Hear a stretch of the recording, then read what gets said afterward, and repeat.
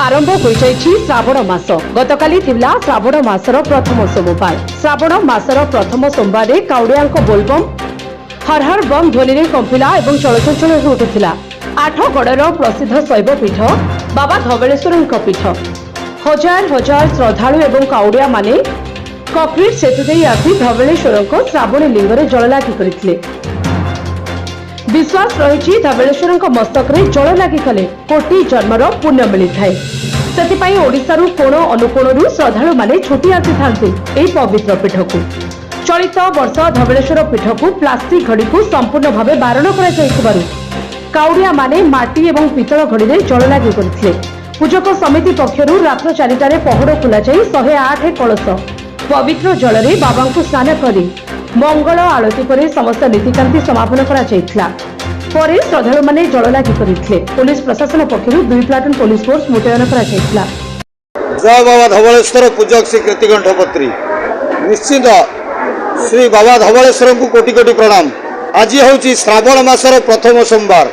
ये जो प्रथम सोमवार प्रतिपदा तिथि ए वर्ष 27 वर्ष पर ये जो सौभाग्य 5 पाଳି पड़ुची श्रावण मासर श्रद्धालु भक्त माने बस चाही रही था वर्षक गोटे दिन केवे आसब बाबा मस्तक आम जलाभिषेक करूँ। निश्चित आज से सौभाग्य आसी आज भोर प्रत्युषर बाबा पहड़ खोल जाता। पहड़ पर भोर 4 घटिका समय जो श्रद्धालु भक्त माने काउड़िया भक्त माने आसी बाबा मस्तक जल लागी कर बाबा से जो बड़ सिंहार वेश आज सुसज्जित फूलरे बाबा धवलेश्वर महाकालेश्वर बड़ सिंहार वेश दर्शन दौरान समग्र ओडिशावासी को।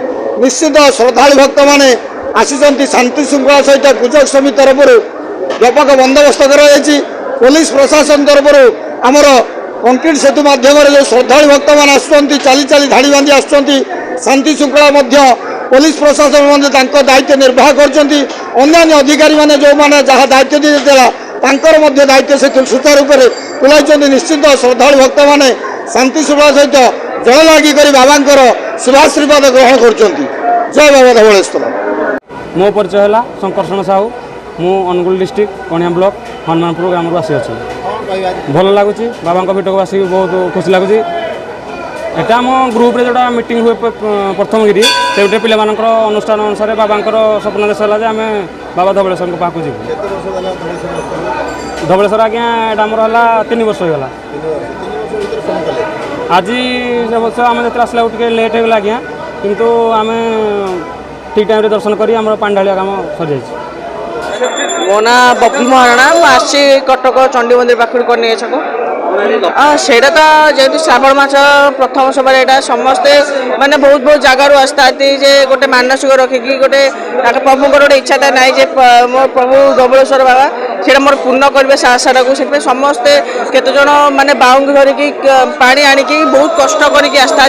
तो मोर धवलेश्वर बाबा को एतिकी अनुरोध एतिकी माने कहूँ समस्त से कामना तक आशा समस्त पूर्ण करतु माने कहीं केते केते कष्ट करी केते केते जगह लोक मैंने पानी नहीं आस कदलीबाड़ी पंचायत मालभेरपुर भल खुशी लगुच बहुत आनंद लगुच मोर बहुत भरोसा अच्छी मुझे जहाँ चाहिए ताहा पाई से मोर गोटे मनर आशा अच्छी बंचीला जाके यही जगह को आसबि आउ पानी ढाली। कटक नवीन रिपोर्ट जे न्यूज।